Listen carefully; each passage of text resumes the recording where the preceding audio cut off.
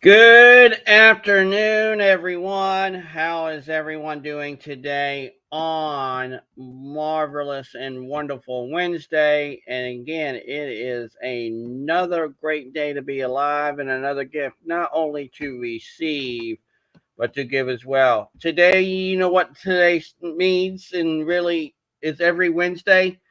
It is Conversations for Humanity. We'll be getting our guest on the call in just a minute or two. So we are just so humbled and honored to have Carrie Peralta to come share her story with us on Conversations for Humanity. So she is going to be joining us here in just a minute. And again, I'm just so humbled and honored. And we all here at Bring Humanity Together and also Adaptive Strategies Group are so humbled and honored to come to you guys each and every single Wednesday, whether it be on LinkedIn audio or here on LinkedIn video, to bring you these great and engaging and powerful stories that might just lead not only into connection, but lead into collaboration and really lead into community. And again, if you want to come share your story on Conversation for Humanity. Here's the link. And all these links is already in the comments section of each social media already today. It's on Facebook. It is on YouTube. It's also on our LinkedIn today. So here's where you can come share your story on Conversations for Humanity. That's the guest scheduling link right there. So if you want to share your story, just click that link. And we're still booked up all the way until March already and everything like that. And it is there. And I have to say, I'm going to be completely honest with you guys. The response that I've been getting from a lot of people to wanting to come share their story on Conversation for Humanity has been tremendous in and of itself. I believe there's only been a few days that we've not had a guest on and everything. And that says a lot in and of itself because people would really like to connect with people through the power of story. And for me, it is literally a gift in and of itself when we allow that story to be shared and not only to be heard and to be told, but more importantly, when we do hear it, it gives us an opportunity and place and space to really get in that deep and meaningful connection that will turn into something so much more than we could even possibly imagine. And I wanted to build out Conversations for Humanity in that way. Of course, in the bigger picture of bringing humanity together, I want the power of story be that as it really is. Because when we do hear someone's story or someone's tragedy or someone's triumph or whatever that might be for each and every single one of us, there's something that can resonate with us in such a way that it creates that opportunity to not only to learn, but also to grow, also to thrive, and really be connected to those very people because of that. And I truly believe in such. So when that does occur, it literally is a game changer in and of itself. So, like I said, today's conversation with Carrie is going to be through the roof. I truly believe. In fact, yesterday she told me, she's like, Chris, I'm pumped and everything like that. So we just can't wait for her to get on because she's actually in California right now. So she's actually 3 hours behind us here on the East Coast. So we're just looking and waiting for her to be on the show. So it's great. And again, we would love to hear from each and every single one of you and everything like that. So if you wanted, like I said, wanted to come share your story on Conversations for Humanity, I've just shared with you the link. And if you want to even join today's call, here's where you can click the link. And like I said, all these links is already in every social media on today's live stream. So please click that link, and we will love for you to get engaged with us here on Conversations for Humanity. Because what we usually do is we have a 15-minute meet and greet for everybody from 2:45 to 3, And then from 3 o'clock on, it is the guests to come share their story of their triumph over tribulation and share who they really are in and of itself. So, like I said, we're just waiting on Carrie, and we just can't wait to hear from her. But I got to say, literally, you guys have made this experience so amazingly awesome in and of itself. So, the kudos goes all to you. It really does.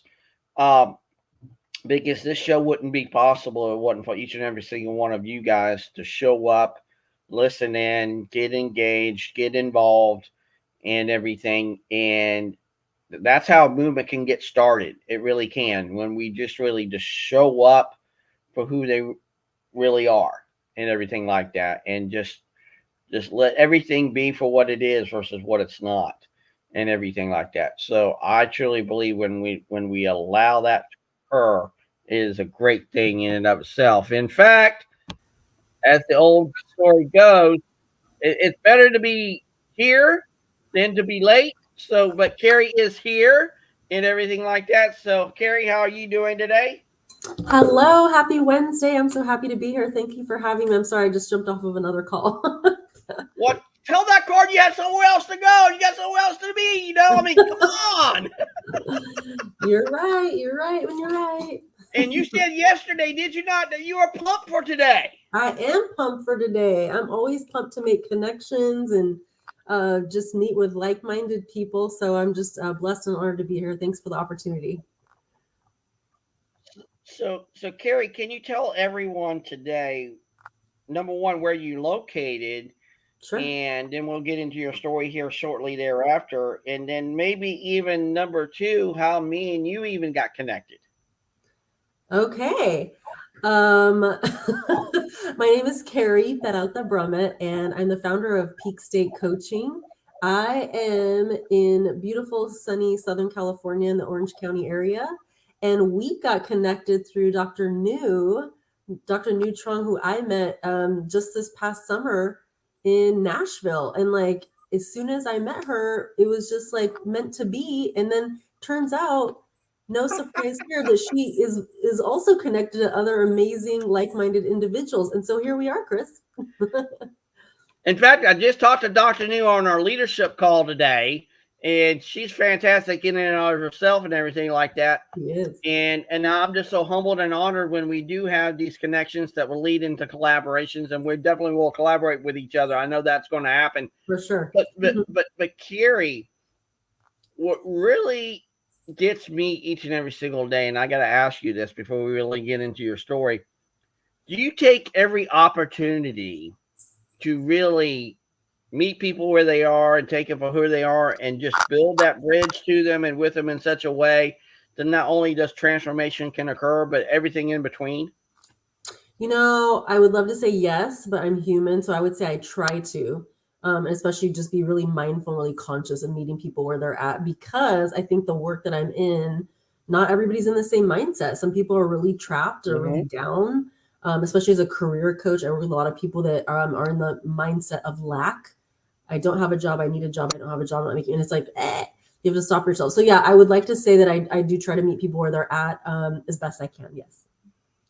So the question then becomes, though, Carrie, is why California? Why are you there?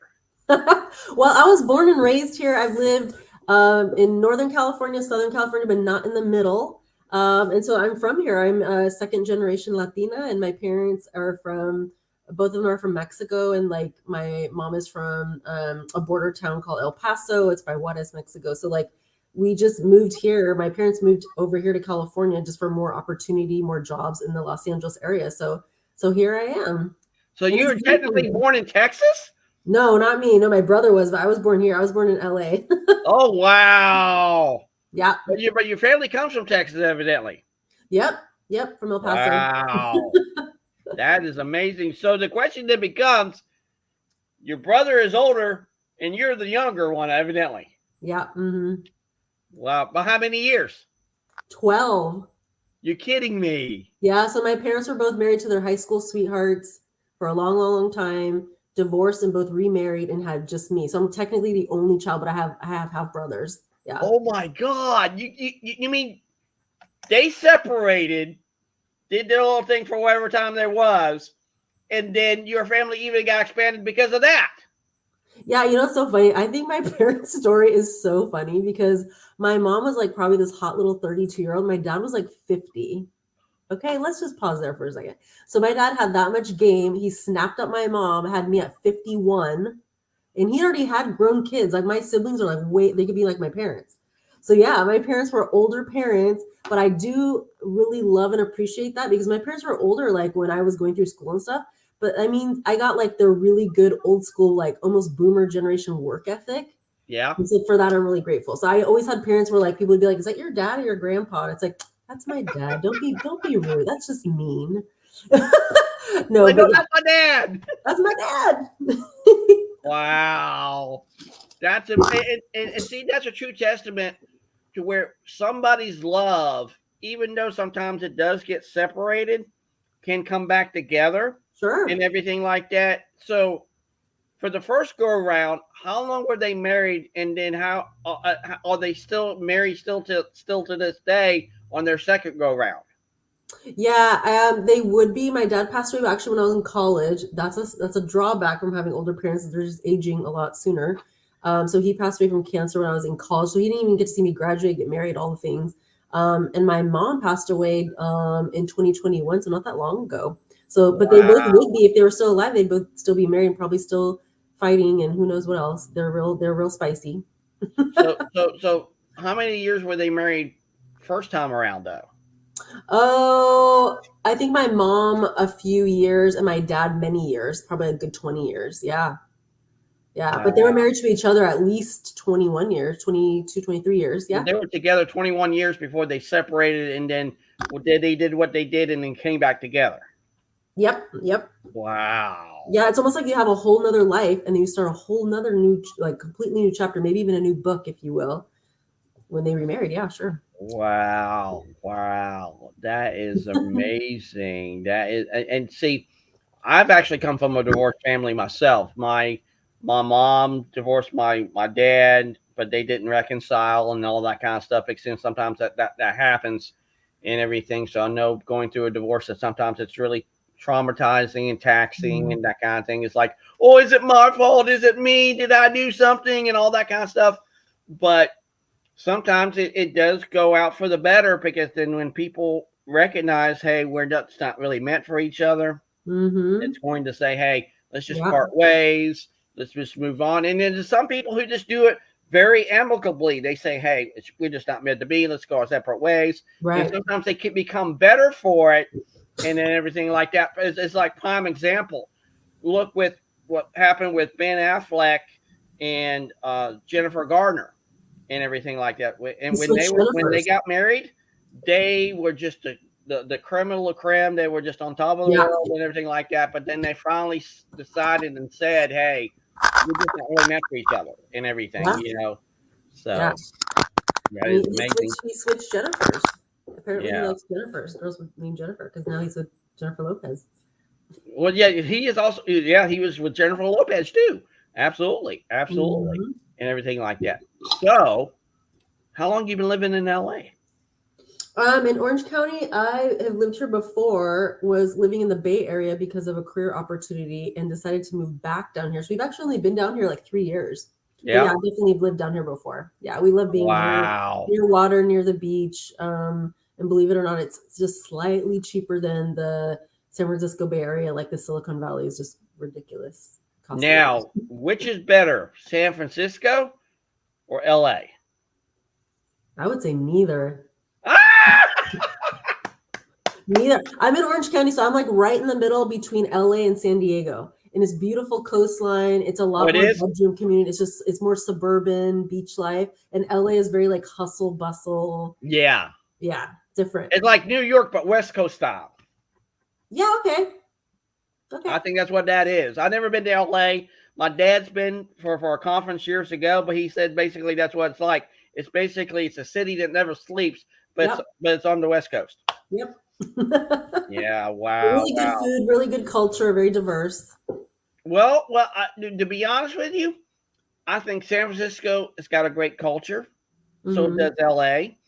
and everything like that. Because when you think about it, downtown San Francisco really has nailed it really well because they have, of course, what's the street that's got the big widening road right down in the middle? Oh yeah, the crookedest street. Yeah, that I love that and everything. And also you gotta take in consideration the marina, Fisherman's Wharf, all that. Yeah, That is something to see. It really is. yeah. And everything. And I would love to go out there one time just to even see that and everything like that. But of course, LA is so diverse because of course you got Hollywood, you got Uh-huh. Palm Springs, Oh yeah, the you desert. got North Hollywood. Yeah. I mean, just so many different things right there in and of itself. So you basically have so many different things that you could really cling to because of that and everything like that. And then of course, who can say no to Beverly Hills? I mean, it's right there. I I'm gonna put mean, my pinky up for that one. That's a very pinkies up. Yeah. No, yeah, the cool thing about living in California, and it's really true, is that you can surf and ski in the same day, especially like right now. Like you have mountain climate, there's a lot more desert than people think. And then yeah. there's also the ocean. So we have like a lot of different topographies. So there's definitely like no shortage of things to do. Wow, wow. Well, it is that time, Carrie, for you to come share your story with us here on Conversations for Humanity. So the floor is yours. So please come share your story with us on Conversations for Humanity. Oh my goodness, so dangerous, right? It's so funny. I always kind of like cringe at when I get asked this question, like, oh, what's your story? Because I'm like, it's not that special. It's not that unique. But, so I was talking to my 12-year-old and, leave it to your kid to give it to you real straight. I was like, Mia, I'm going to talk about like my story and I don't even really know what to tell. She's like, Mom, not everybody can just start a business like you did. They don't even know how to do that. And I'm like, what? She is right. I am so glad that this kid is like, just when you think they're not really listening, they're listening, they're seeing and observing at all times. So my story is that I am a 20 plus year recruiter. I started in HR and recruiting many moons ago and have been in the corporate life for a long, long time. I was very comfortable there. I knew what I was doing. I knew some things, met some great people. I've hired and interviewed, met, and worked with a ton of great people. And I really liked that steadiness, that regular paycheck, the good benefits, all the things. And then just last year, I got a crazy push by getting laid off from my most recent corporate job. That's a very kind of popular tech company and media company. And I had a real come to Jesus moment with myself, which was like, I had an identity crisis, quite frankly. I was like, I had always really attached my identity to my work so much that I was like, well, who am I without this job and without this work and without this money? And I did a lot of self-reflection. So I would say that like 2023 was my butterfly season, where I was very much in caterpillar cocoon mode. And I was like working my shit out, if you don't mind me saying that. I was really like doing a lot of self-reflective work. What's my purpose? What is this all about? And instead of like it letting me get down like a job loss and things like that, mindset is so powerful and where you go. Because it's here's the thing, Chris, it's always a choice. I don't care when people, even in like dire straits, it's always a choice of how you're going to look at it. And I had to really level set with myself that this was an opportunity for me to reset and really like level set my career and what it is that I wanted to do. And I said, what are the things that I love? It's people, connecting with people, finding and elevating people to their very, very best, highest purpose for themselves. And I said, I want to do all the things I did as a recruiter, which is like advising and guiding and being like that real catalyst for them finding like their dream jobs. But I'm going to do that for myself. So I took a leap of faith. I started peakstatecoaching.com, where I use a really holistic approach to coaching people. But my journey along the way has had lots of different bumps in the road, twists and turns. I got divorced when my daughter was very young. She was just a baby. It was a marriage that didn't work out amicably. We separated. But being a single mom was one of the most challenging and rewarding things that I had ever done. And I remember I got an email from Google and I was like, oh, this is spam. I literally deleted it and went into the trash can because I'm like, why would they be reaching out to me? Like, I had total imposter syndrome for sure, looking back. Um, And then I was like, oh, it's probably spam. Oh, it's probably like a headhunter or whatever, right? And I had a good, steady job. I was recruiting salespeople at the time. And I was like, 3 days later, I was like, you know what? That was an at google.com email address. It wasn't like a third party. So I went back into my trash can. I fished it out and I'm like, holy whatever. This is a real Google email. And they were reaching out to me for an interview. And I about lost my mind because I was like, could this really be happening? But what I haven't shared is that just about 6 months, 9 months before that, I had been reading the book The Secret, right? Which is kind of like your old tried and true mindset, law of attraction book, right? It's kind of the Bible, if you will, of law of attraction. And I had already started visioning, manifesting, and thinking about where I wanted my career to go, and I had already envisioned it in my mind. I could see myself walking in front of the building. My daughter was in my hand. I was taking her to preschool. And I kid you not, my hand to God, that building was Building 46 on the Google campus. And 9 months later, I had an email and an opportunity to go through not five, not six, but 8 rounds of interviews. Wow. It is so true. Everything they say about getting through a Google interview. It's a lot. You do a lot of talking. But because at the time, my current job, I was doing recruiting, and then I was also recreating selection and assessment and interview guides. So for me, I'm like, ooh, this is just like research for me. I'm just so curious what their interview process is like. What are they going to ask me? What are they going to talk about? What do they want to know? How do they ask the questions? All these things, right? So I got through the interviews, still have a little dabbles of imposter syndrome, but I knew innately that I had something to offer and that it was going to be for me. And so I'll never forget my very first day there. I was, or even my first couple of interviews that were on site. I was really nervous because I was going into an environment that was like big tech. I thought it was going to be a lot of bros, a lot of like Ivy Leaguers, a lot of men. And I was like, certainly, like, there's not going to be anybody like that looks like me. Like, I am Latina. I'm a single mom. These guys are going to go out for beers after work, and I have to go pick up my daughter at preschool. Like, who's doing that?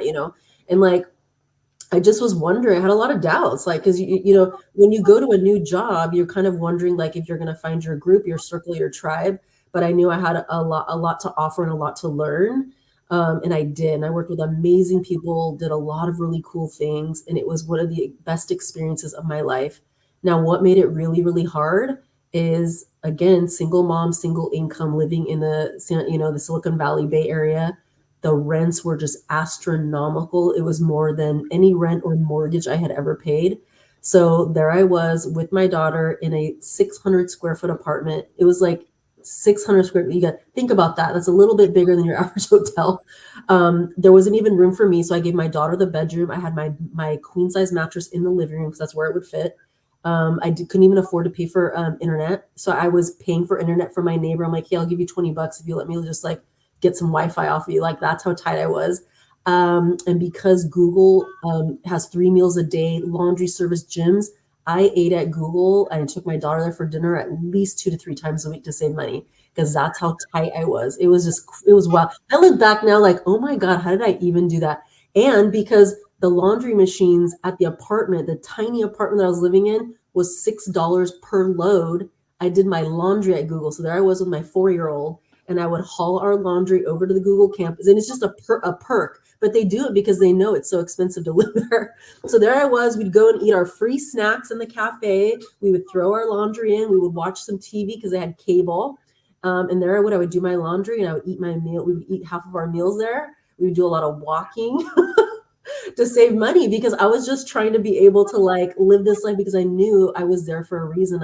I knew that I was looking towards the long game. I knew that like if I got that experience, if I got that exposure, if I met these people and I elevated and grew and developed myself, that I would be doing it for the long-term effect because my family thought I was crazy because I had nobody around. I had no family in the area or anything. It was literally just her and I. So I digress. But either way, I guess I'm sharing that because a lot of times people think like you land these like big corporate jobs and they're like, oh, you're just raking in the cash and it's so easy. It's like not necessarily. Sometimes it comes with like a price tag because of the opportunity, because of the location, because of the timing. But because I was looking at the long game and I knew it would afford me experiences that were going to be invaluable to me, I wouldn't be here today without that and without taking that leap of faith and just stepping out and taking the opportunity. So I'll pause there, Chris, just in case you have any questions. I know I'm a fast talker sometimes. And I love that because you chose to really show up. And here's why I say it that way. Because you could have chose not to answer that email. Oh yeah.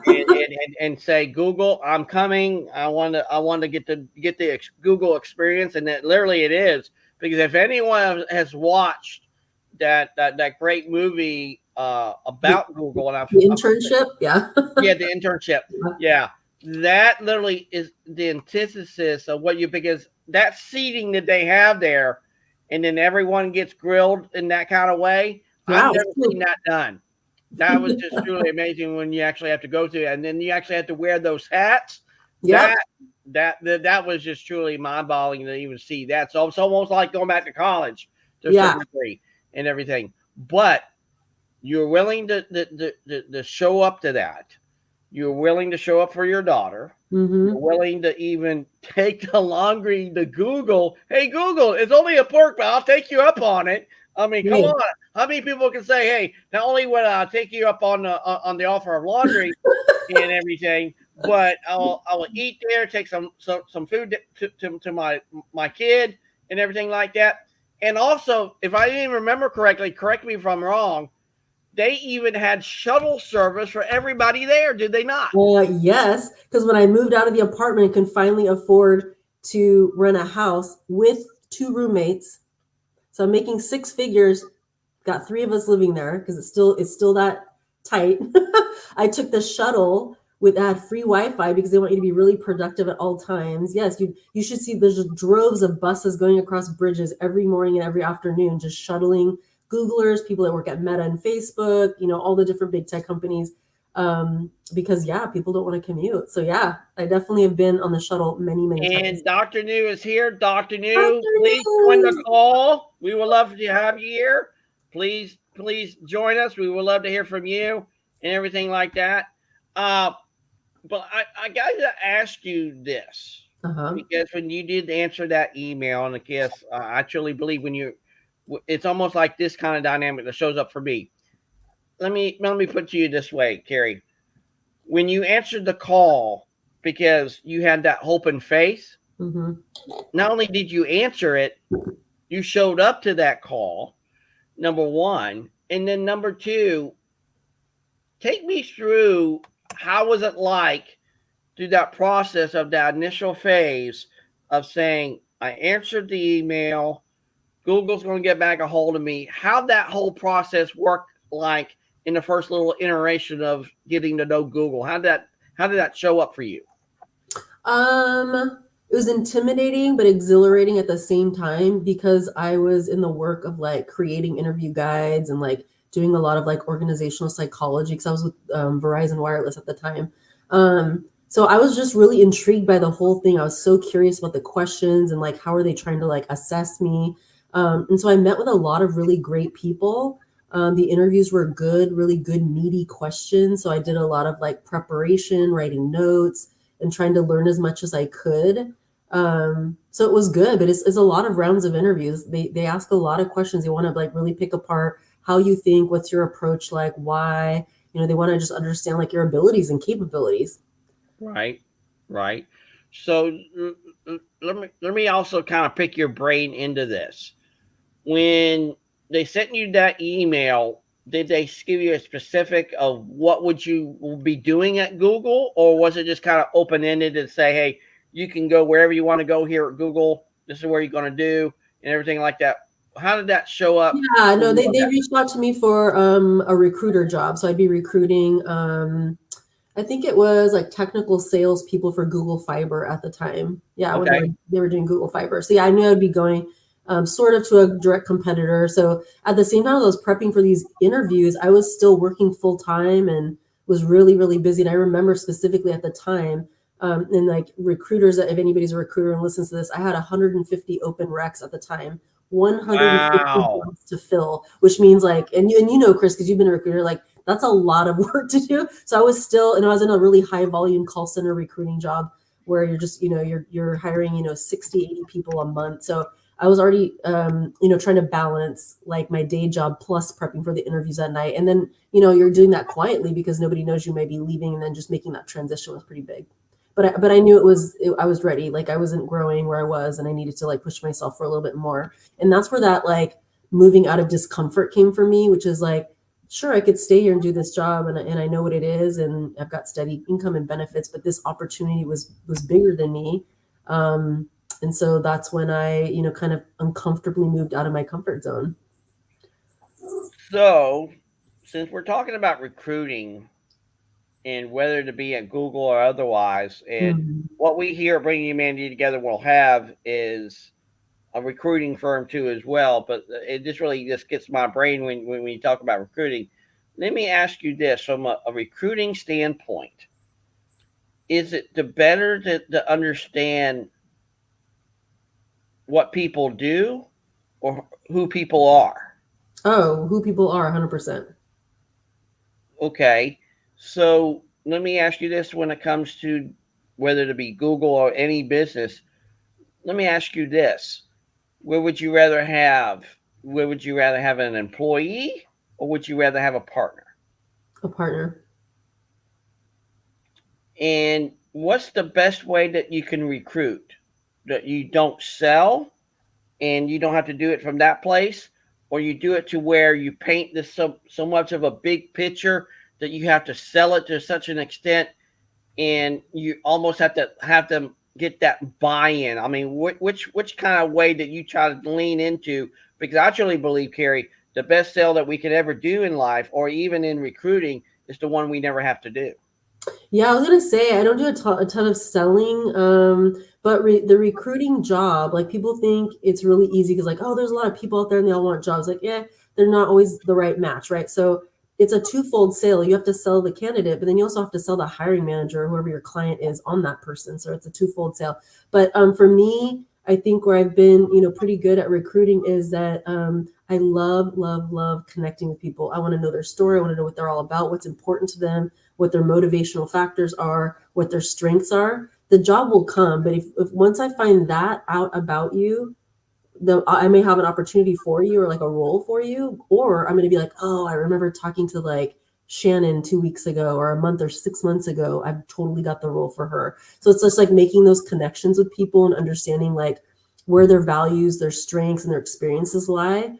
And then the roles will come and they'll align. I'm telling you, because I've never been one of those recruit by numbers people where I'm like, okay, I have 150 roles, which means I have to do 1,200 calls and this many reach outs, that deductive number. I'm Yeah, like, if I know the person and I know the role, I will find the right people, and it's always worked for me. And making those connections, yeah. So it's like expanding your network and really understanding like what's important to people, getting to know them. It's really important to get to know candidates, having that personal touch. So one thing that I did that was really, I think, a little bit different from my peers is that I didn't do a ton of stuff on phone. I would do it over video because what happens is a lot of times candidates get an email and it goes into a black hole, or they get a lot of automated emails, especially now with Chat GPT, everything's automated. And I would be like, hey, I do every touch point we have is going to be over video so that there's real live eyeballs and a heart that's talking to you. Unless you prefer we do it by phone or email, I'll do it your way. But this is how I prefer. And some people really appreciate just having that person to person interaction, because it's a very personal thing for people to make career decisions. yeah. And in fact, I was a corporate recruiter for a solar company here in Lakeland back in 2017, and it was one of it was actually the second epiphany moment that I had in the creation of Bringing Humanity Together, because when I was asking applicants and candidates from all across the United States questions like, do you want to be a part of something bigger than of yourself? Do you want to leave a Mhm. living and lasting impact every day in every way? Do you want to help others build their field of dreams, and then in turn they will help build yours? I got to ask you, Carrie, is that kind of the approach that you took on when you were at Google? Is that the kind of way that you did that to not only really get to know who they were, but you created that space and place that you actually went beyond the resume? Yeah, I did want to know like what their short term and long term goals are. But here's the thing: this is where it gets really spicy. Is It depends on the company you're recruiting for, because if that company doesn't foster a culture like that, I'm not going to sell them a dream that's not going to be actualized, right? So like if they don't have a good career progression, career development program, I'm not going to be like, oh, you're going to be on the path to this, because that's just doing them a disservice. So like I really try to approach it with a lot of like honesty and like setting expectations. So if it is a culture that fosters those types of things, 100%, I'll be like, these are the things that you can do. What's important to you? Like, because some people it's more about the job, some people it's about the money, some people are chasing titles, some people want to work with other cool people. So it all just depends on what their motivating factors are. And so you kind of play to those. Yeah. And see, what we'll have here at Bring Humanity Together is not your traditional business model. Mm-hmm. And the way we're going to do it is we're going to do it from a place of human development, taking our personal development Mm-hmm. and embracing our professional development and making it and becoming one. The Mm-hmm. question then I got to ask you, since you have worked for a big company like Google, did Google embrace that kind of dynamic to get people in their door, so to speak, and develop them as a whole person? Yeah, yeah, 100% they did. It was probably the first time I had ever, well, for sure, the first time I'd ever worked for a company that cared about me as a human versus me as like kind of a number. And I know you wouldn't think so given like bad press and layoffs and things like that. But like for example, they placed a lot of importance on being able to show up as your authentic self. Do you feel seen? Do you feel heard? Can you show up as you? If you can't, please tell us. I took mindfulness and meditation courses there, and that was during work hours. It was encouraged, like, hey, what have you done to develop yourself? Are you taking any learnings and trainings? And then, hey, do you want to give that back to other people that maybe like, hey, you're really good at that? So that you could literally create and teach your own course without any like approval processes. It's like, hey, if you're really good at like, I don't know, basket weaving and you want to like share that with others, create a class so that others can do it. And so like for example, I'll give you a really cool example. Um, I found an Al-Anon group. So I don't know if anybody on the call will be listening has been part of AA or has been a family or friend of an alcoholic that's in recovery. But I was in the friend or family of somebody who was in recovery. And so we started an Al-Anon group there for people that were just family, friends, loved ones of an alcoholic, and we did that on Google Time. And I still to this day keep in touch with that group of people. They're beautiful people. But that sense of community creates a lot of loyalty. It's a way that you can show up as yourself, as you're a human outside of work, and then you've got other stuff going on that you're dealing with outside of work. And I think when you approach the person as a whole, as a human, and what they bring and what they're carrying into work every day, that's a game changer for the culture that you're fostering. It's huge. It is huge. And see, I got to ask you this: is the best investment the human investment? Oh, yes. Yeah, hands down. Your business will flourish if you, when they say talk about human capital, I don't like love that word, but like your talent in your company is exponentially going to either promote or elevate or skyrocket your business, or it's going to kill it because you have somebody who's toxic, shouldn't be there, doesn't see your vision, isn't aligning, isn't going to do the work. So yeah, 100%. A lot of it's your people. Of course, it's going to be other fundamental things too, but your talent is so, so, so important to your bottom line. So when you recruit somebody, because I'm just so keyed into this, it's not even funny. I love it. I'm even pumped about this. Uh, which is the better way to approach not necessarily recruiting in and of itself, but also it can go into training and mentorship and leadership in and of itself. Do you create a space and place to where there is literally that room to grow and thrive and create that living and breathing ecosystem to such an extent that they don't feel like they're boxed into something? They really can be able to say, hey, if I'm uncomfortable with this, I can take that uncomfortableness and make it become comfortable, because then I can step out and do it with Carrie in that kind of context. Hmm. Yeah, that's a good question. Again, I think it's kind of like depends on the work culture that you're in. But I would say, as a former recruiter turned career coach, um, that's something that I do with my clients is really just trying to understand what their values are and how that's going to align with their career. And a lot of that work that we do together is understanding. what they run towards and what they run away from, because Mm-hmm. you have to know both, because most of the time you know what you like and what you run towards, but it's the crunchy stuff, the messy Right. stuff of what you run away from. For me, it was like fear of failure, rejection, tying my productivity to my self-worth or my job, things like that. So there's a lot of work to be done, and when you create the space like that, people, it's just like it's like a flower that you just see just opening up, and like everything changes for them. To kind of know thyself, is like when they do that self-reflective work, they really really understand, then everything changes when it comes to the job search. And I tell them, I'm like, remember, I know you're thinking of scarcity and lack right now because you don't have a job, or you're looking for one, and it feels like you're under a lot of pressure, you need to make money, especially if they're not working and are looking in the job market. But it's like, this is such a huge opportunity for you to find a company that aligns with your values, aligns with what you want to do, doing work that really matters. Because once all those things come into place, you're going to flourish at that job because you know it's where you're meant to be, and that company reflects the values that you have personally. So, it's just huge, I would say. So let me ask you Hope this. that answered your question. Yeah, yeah, no, no, I loved it. I loved it. I loved it.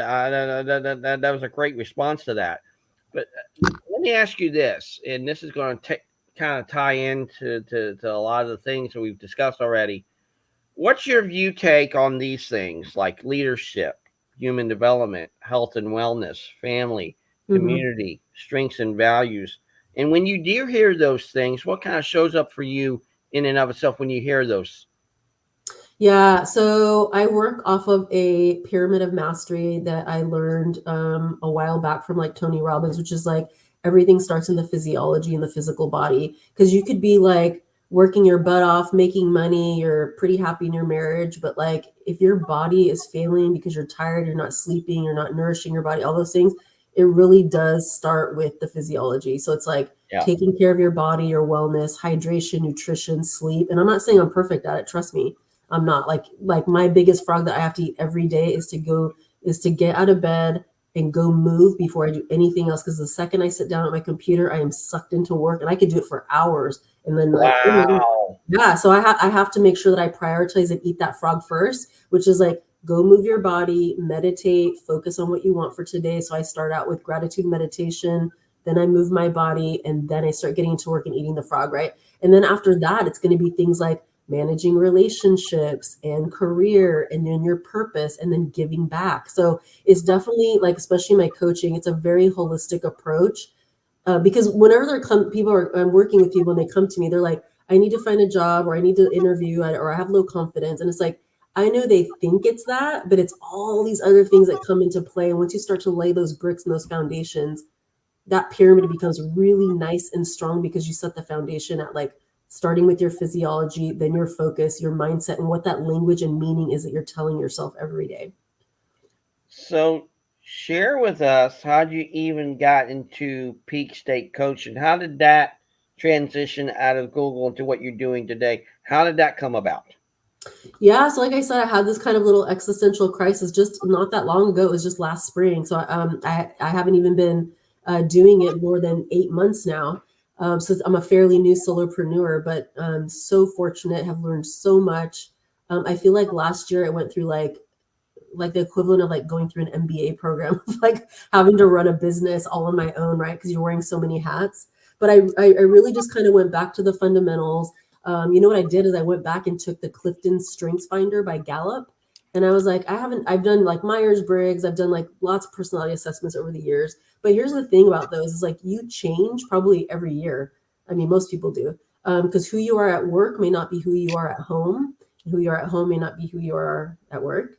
And so what I did is I just kind of went back to the basics of looking up like my strengths, revisiting them, and just digging really deep, and looking at my blind spots too, in areas that I needed to grow and develop.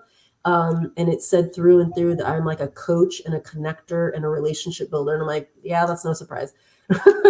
But I love it, right? And so I love doing that. So I said, how do I take all the things that I've learned as a recruiter in the corporate world, my experience, and how can I translate into serving and giving back to others?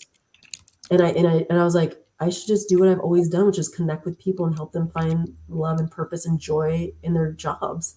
or in their careers. Maybe they want to promote from an individual contributor to a leader, or maybe they're a leader that's a new leader, or maybe, whatever the case may be. And so then I looked at coaching and I started doing a little bit of research, and here I am. So I would say that, my ideal client and the people that I really endeavor to work with most are, people and women of color in tech.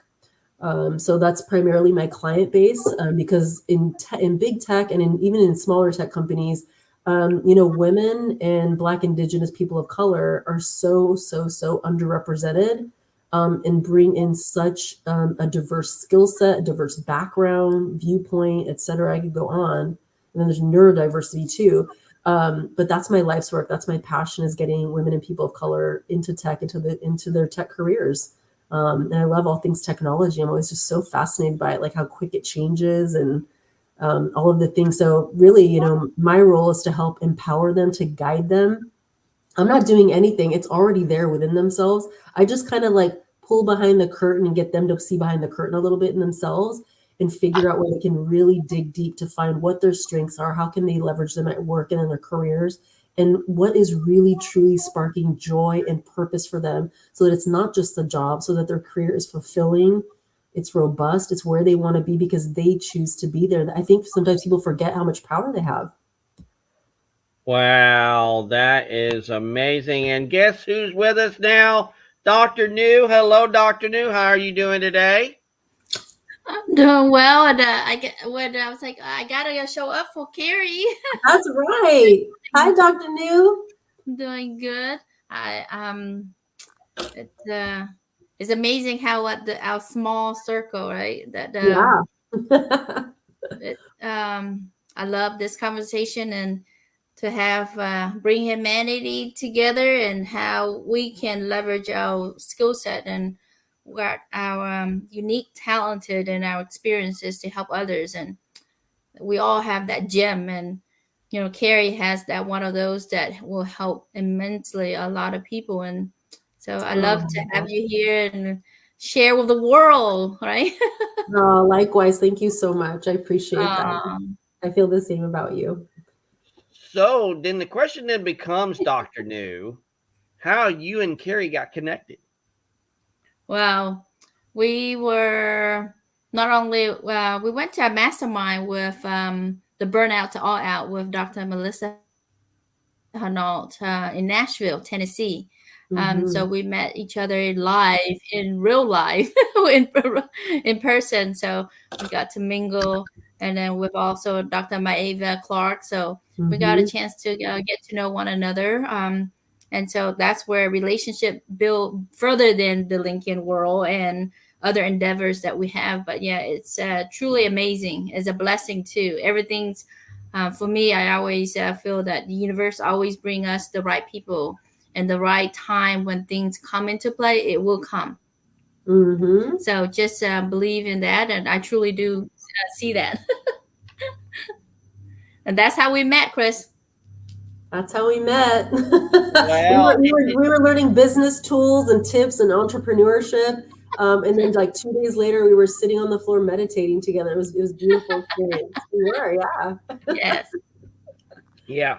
And I love Nashville because I've been there once when I was a kid, and went to the Grand Ole Opry. It's a great town, love it. And of course, Graceland. Who can say no to Graceland? It's right there too as well. I haven't done that. Yeah. Yeah. Because Graceland's right there, and everything. And then you're not too far from not only the Tennessee River, but also you're not that far from the Mississippi. So you're basically at that southwest corner. So you're right there just about. But what I really love about Nashville is everybody's so down to earth, down home. You can literally say, "Hey, I need a trash bag," next door and you're if you're out of trash bags, hey, we'll give you a whole bundle. And then the next thing you know, not only will they give you a trash bag, hey, do you need some food? Do you need some Coke? Whatever. And they just start bringing it in and everything. And I love that because, like I said, when I was there as a kid and everything like that, and I even, in fact, kid you not, that is a true story. I went to go buy, I guess it was soda at one of the Grand Ole Opry. Uh, I won't say it's a store now, but it used to be they had this little shop that you could actually buy your Coke and candy before the show and everything like that. My mom gave me money, but she was already in the auditorium, and for what I was going to get was costing more than what I had in my pocket. And the guy said, "Well, this is going to be this," and only had this much money. And I think it was like about $4 or $5 at the time, and everything like that. And what I had was actually less than that. And I was like, my mom only gave me $3. She's like, well, don't worry about it. It's only a couple of bucks. We'll take care of it for you. Wow. And you're in and everything like that. And see, but you know what that shows though, ladies? The capacity to have that compassion for people who don't have as much as probably what you do and everything. Because see, it's not about making the money every single time. It's creating that impact and experience like no other. Granted, they could have probably used an extra $2. Who's going to whine over that though? When you really think about it, but when you get into that culture, especially from a community aspect, mind you, too, as well.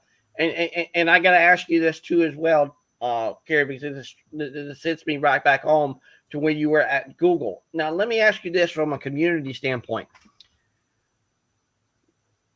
Does Google embrace that unity and community kind of dynamic that it literally flows right back into the community of the people who work at Google? Yeah, I would definitely say they're big proponents of like employee resource groups. So I don't know if you're familiar with ERGs, but some really big companies have them where they're like these subgroups within the company. So like, for example, there's ones for Latinas, there's ones for folks that like identify as maybe gay, or there's ones that are like people that are makers because they like to like, make robotics with, their hands and things like that. And then what they'll do is they'll take those things, the employee resource groups will do events with the community to support the local community, especially like in tech or in sciences or STEM programs. So I feel like there's a lot of like, you get a lot from it, but you also get to give back to the communities a lot with like maybe hosting kids or maybe doing tours with kids in schools, or maybe you do mentorship. I mean, like the mentorship working both ways, you getting mentored and you mentoring others is really big there too. So I think they're really big proponents of like giving back to community and whatever that looks like for that particular group.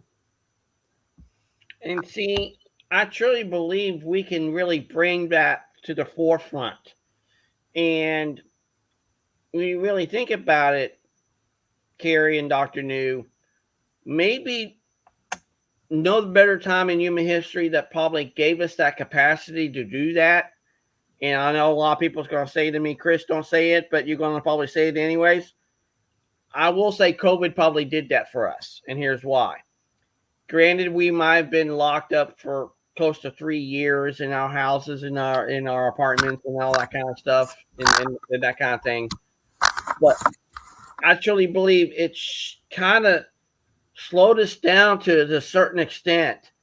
That showed us what humanity can truly become and evolve and turn into, in everything. Because when you do have that capacity for empathy, and you do have that capacity for understanding, you do have that capacity to give and not to get back anything in return, maybe those are the things that people are really yearning and wanting, not only in their own life, but also at the same time what they're doing at work. And let me ask you this, Carrie, at Peak State Coaching, do you embrace that very same mindset as well? Well, I want to make sure I'm answering your question. So what's like the root question here of mindset? Do you embrace the mindset of just literally the very act of giving and the very act of receiving? Oh yeah. Yep. I would definitely say when I work with clients, we'll talk about them and their journey. And then usually towards the end, and even in the beginning, I'll ask like, how are you giving back? Because I think especially when you're like thinking in that, scarcity mindset. You're not focused on abundance. You're not feeling super grateful. And we all get there. A really great thing to do is to give back to others, especially when you don't think you have a lot. And then even more so when you really kind of honed your skills, giving back to somebody else who maybe hasn't gotten there yet is huge. So I love that, like, a lot of my clients will say, like, oh, I'm already starting to mentor like junior people that are in design or research or whatever, because it's really gratifying for them. And I love to see them flourish in that way where it's like, hey, you may think you've got some challenges, but other people have challenges too. And so sometimes when you give back a little bit, and build that community, or even just like, even if they just expand their network a little bit, it really is kind of eye-opening for them. It's fun to watch that just kind of cultivate. Yes, yes. So Dr. New, let me ask you this too as well. Can we have that capacity to build that out, whether to be in business or not, to really give people a place and space that where they can really say, hey, it's not about them. It's really about me. Because, see, I truly believe, Dr. Noon, you already know this, and I'm sure Carrie's going to love this too as well. If we make it about them and not about us, and we put it on their timetable, not on ours, doesn't that change the game in and of itself? Yeah, because people like I don't know if I'm stating the proper, but like John Maxwell will say that people don't care what you do until they know how much you care about them, right? The same concept of no matter what industry and what we're trying to do, if we have the love, the kindness, the empathy, but really compassionate to help others, and it goes to wanting to solve that problem, want to be that innovations to bridge that gap when you see something wrong with whatever that you or that burning desire that you want to just ignite that fire and saying, this is my purpose because now I see something that I need to help my people that I've gone through Mm-hmm. it. Now you help others. Mm-hmm. And that is where everything start, and it start with us. We cannot expect the changes if we don't be the change, right? When we say Yes. you want to look and complain, then how about put a mirror in front of us and say, let's put that reflection and see what we are showing up, how we showing up as a leader, how we showing up for one another as a parents to our kids, right? Mm-hmm. To our fellow, when we work, go show up in the workplace. If we vent and we really bitter about the world, we come home, that version of us going to carry home to our work. So we Yeah. cannot say our identity is just one dimension. It has to be all in one. It cannot Mm-hmm. say leave your personal at home and just leave everything, and when you step into work, I think that conversation, and I know it's going to hit sensitive, but I think we need to embody everything, because our identity is not, okay, leave everything behind when you show up. We need to embrace all of that. And that is what makes us unique to the game, is bringing all that uniqueness and appreciate for all that we have. And then let's work on the strength. The weakness, we can make that into a strength. When you can't say no to someone, then we can have boundaries, right? Healthy Yeah. boundaries Yep. to put that there. There's a lot of ways that we can reframe it to make it work. And that is what I think totally I see that. That's a lot of changes that all of us are doing individually, but it's all bringing, having that conversations to bring humanity, right? And that's what, Carrie is doing through coaching in her world. That's what Chris is doing with bringing humanity together. And for all of those that are listening, adversity is not a burden. Look at it. Adversity is your strength. Adversity is your Mm-hmm. superpower. That Yeah. you've gone through all that. Now you overcome. Now you can help other people. So if you can't help, then find something in a community that you can align, that you can Mm-hmm. rally for, you can support. There's Yeah. always there's a reason, and there's something that you can help. It's not just money, Right. and the Yep. time is now. Don't ever wait until tomorrow. Tomorrow is never guaranteed. So That's right. always. Man, Dr. New is just dropping the beautiful gems today. I love it. She And always brings it, Carrie, Carrie. I She don't really does. sugarcoat it. I'm always real No, as it is. it's so true. People don't realize, like, a lot of like the disadvantages are your superpower, and it's so interesting. Like, I had a real if you don't mind, I just share a reflection. is just a few months ago, I was in like a seminar, and they talked about like, what are your earliest childhood memories, and like think of a bad childhood memory, who was around you, like really immerse yourself in the moment. And they said, now I want you to think about it in three perspectives. There's your perspective, whoever else was in the room's perspective, and maybe your parents' perspective. And stopping to realize that the experience, like memories aren't necessarily real. You remember it however you remember it, but the person next to you may remember it completely differently. Right. And when you start to think about, oh, you blame your mom or dad for this, and like all the hardships, and maybe you didn't grow up great, or like all these things, right? I feel like we do that when we're younger, like in our 20s. Like we always blame our parents for all this stuff, right? And then you start to like take some ownership and accountability, and then you realize from their perspective, where you're like, oh my gosh, like had I not had that experience or my perception of it, I wouldn't really be who I am today. Like even in that bad, remember the prompt was to remind you of kind of a bad memory.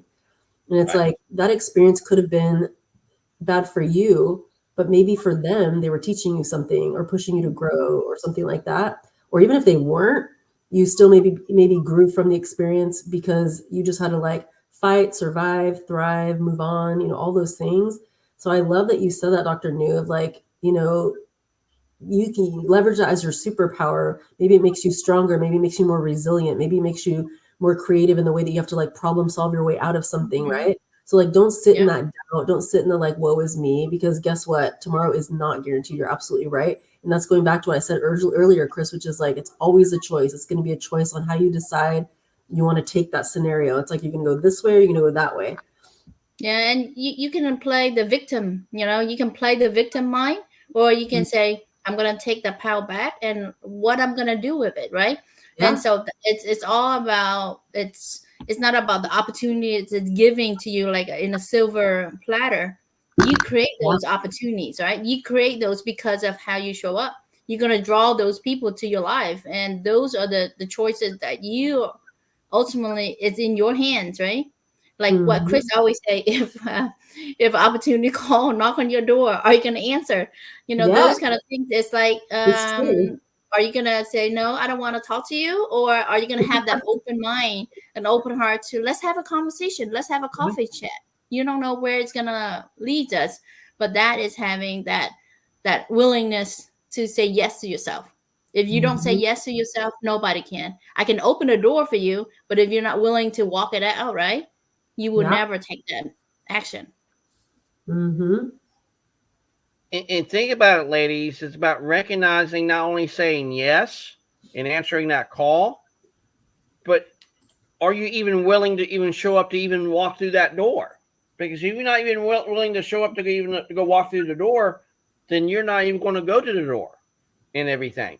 So it's about really recognizing that, because see, sometimes you can self-talk yourself out of things so badly, it's not even funny. Oh, I will put all these other things into play and kind of make an excuse for it, for me not to be able to even show up.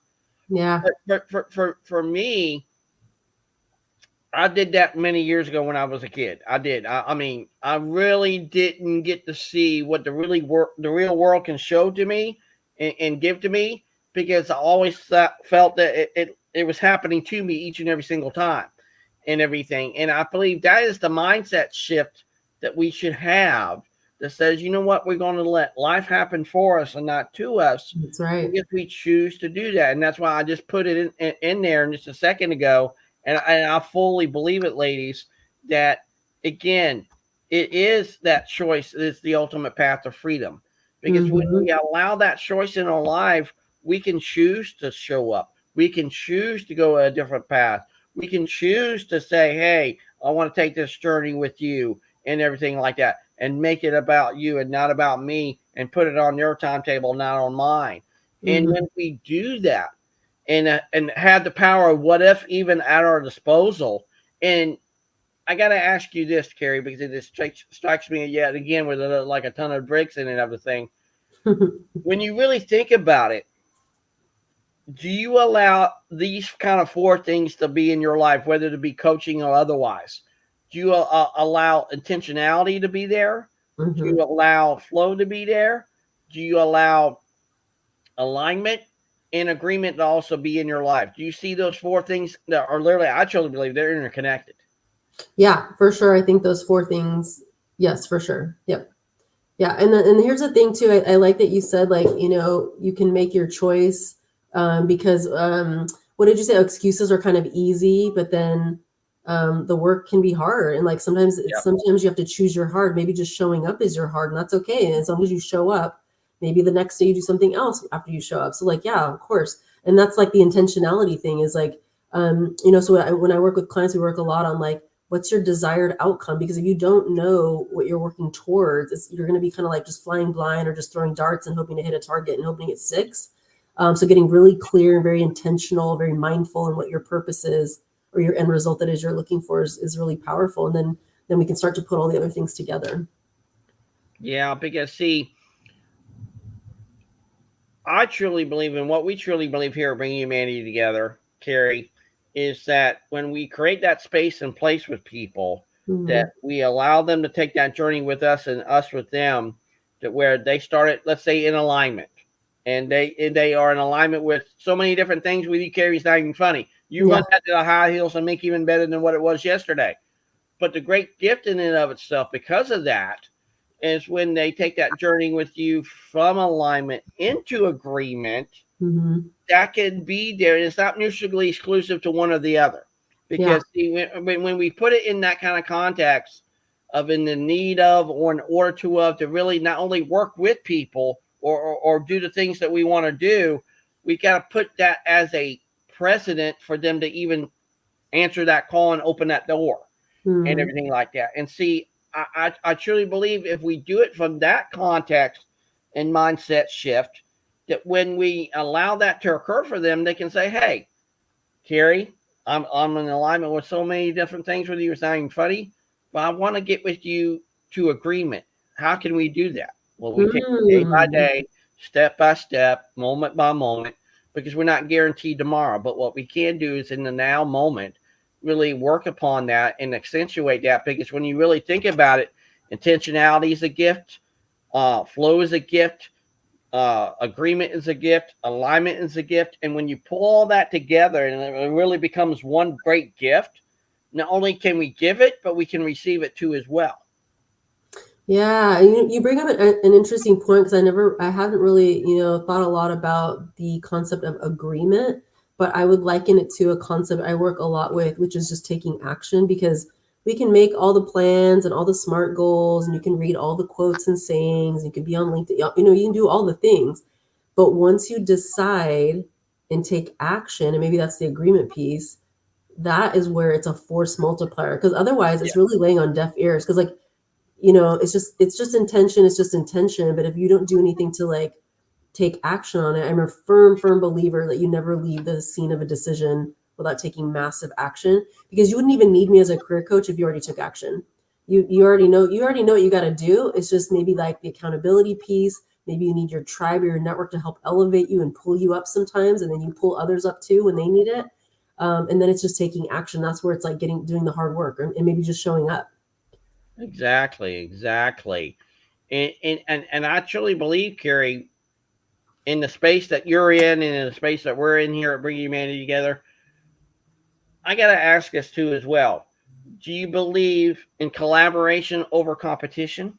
Oh, 100%. I don't like the competition. There's enough for all of us. Even if all three of us were career coaches and we all did the exact same thing, there are enough people, enough resources, or is enough success for all of us. Like I don't ever think of it as a competition. Like there's enough for all of us to live in abundance, to live in being fulfilled, and to empower, and to, to have our flex. Like, yeah, there's definitely, it's all about partnership and collaboration. And I feel like if you don't think of it that way, then that makes me sad, because there's definitely enough for all of us to be like, really successful and to be able to collaborate and lift each other up, because we don't all have our own unique talents and styles. Like we all each have something a little bit different that we can collaborate and partner on. And I think when you share like that, you're getting way more back in return, because that person's probably going to do the same thing for you, and they're like, hey, I can't really help this person, but maybe you can work with you because you have that thing that they need.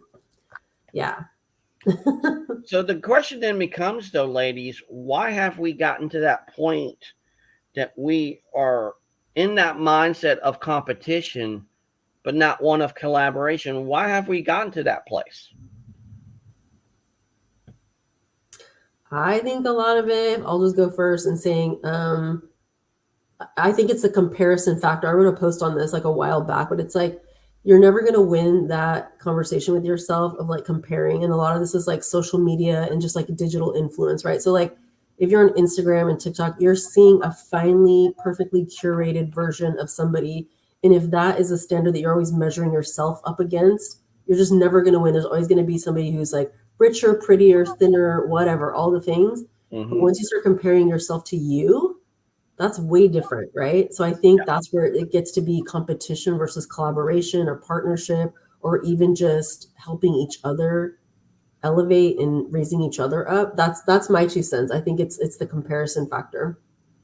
What say you, Dr. New?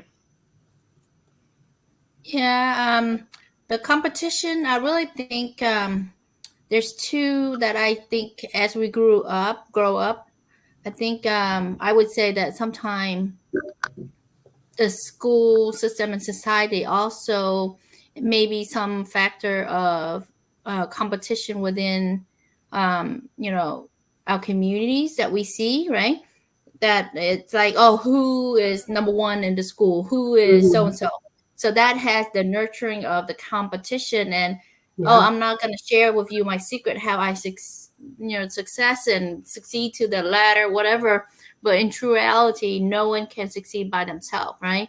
And you really truly need collaborations to go far because you learn so much. And we all have a special uniqueness, like what Carrie said, we can all do the same thing, but not everybody's going to resonate with Carrie or Chris or I, because everyone has a stories. Everyone will resonate differently. And that's how the beautiful, if we embrace everybody and bring it to the table as a team, that's going to be a powerhouse, because then you have a special sauce. Everyone is different.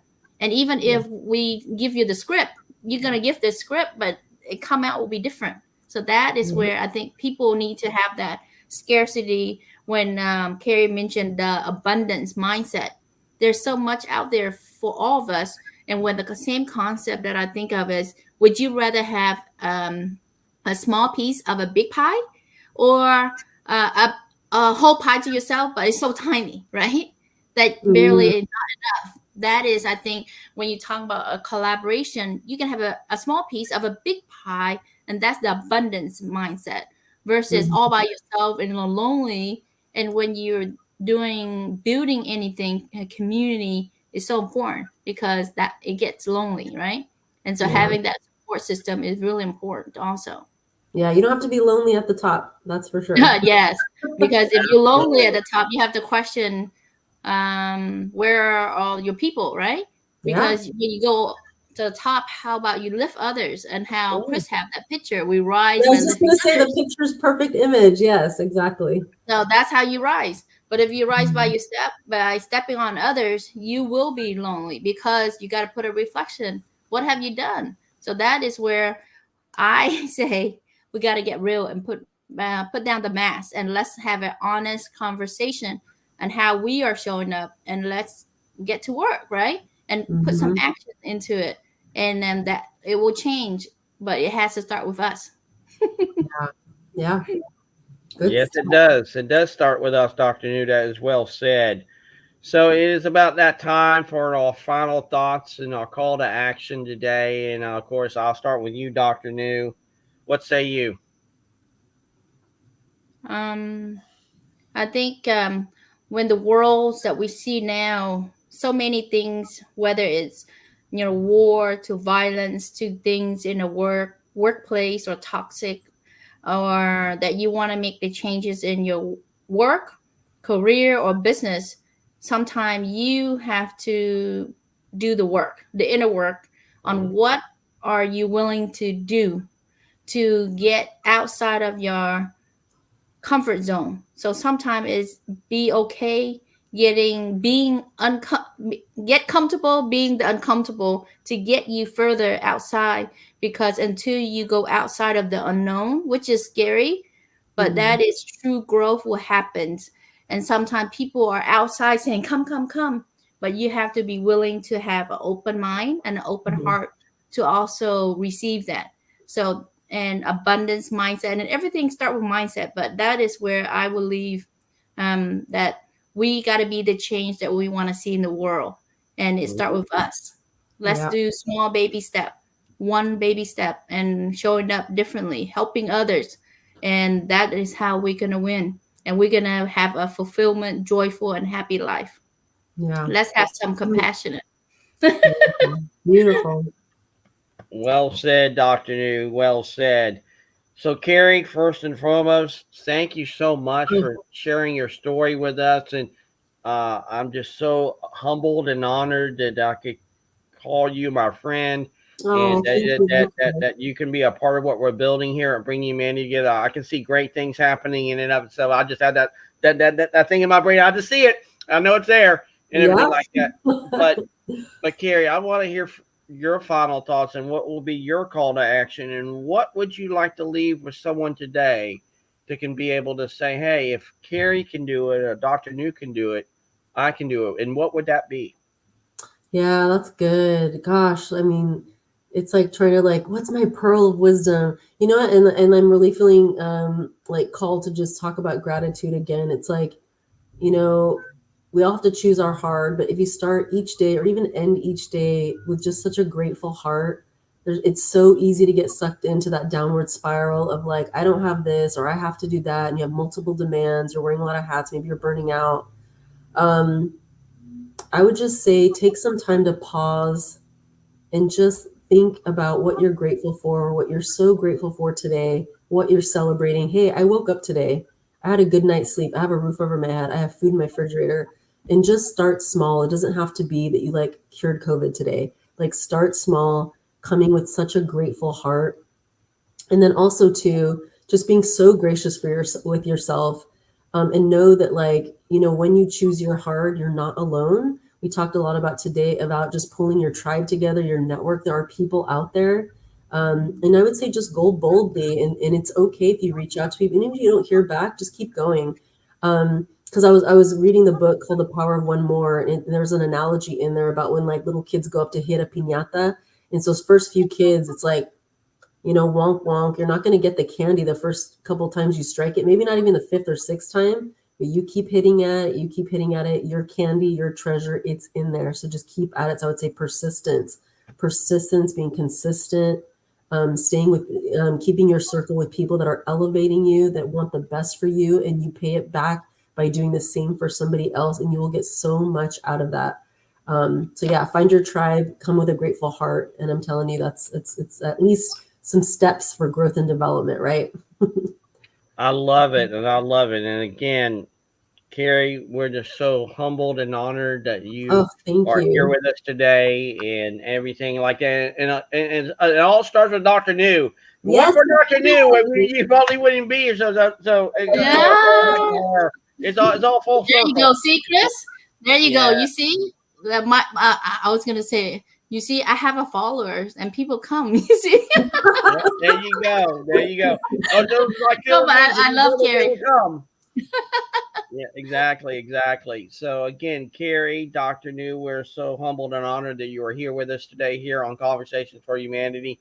And if you would like to share your story on Conversations for Humanity, please, here's the link. We would love to have you on our show and everything like that. And if this really has touched your heart and touched your show, please don't not only reach out to me, but reach out to Carrie, reach out to Dr. New. We would love to hear from you. So from all of us here at Bringing Humanity Together and Adaptive Strategies Group, you guys have a wonderful Wednesday. Make your day, and we'll see each other on Humanity Happy Hour tomorrow. I'll be posting it later on tonight, and we'll be looking forward to that for tomorrow at 3 o'clock on LinkedIn Audio. So you guys have a wonderful Wednesday. Make your day, and we'll see each other tomorrow. Thank you. Bye everyone.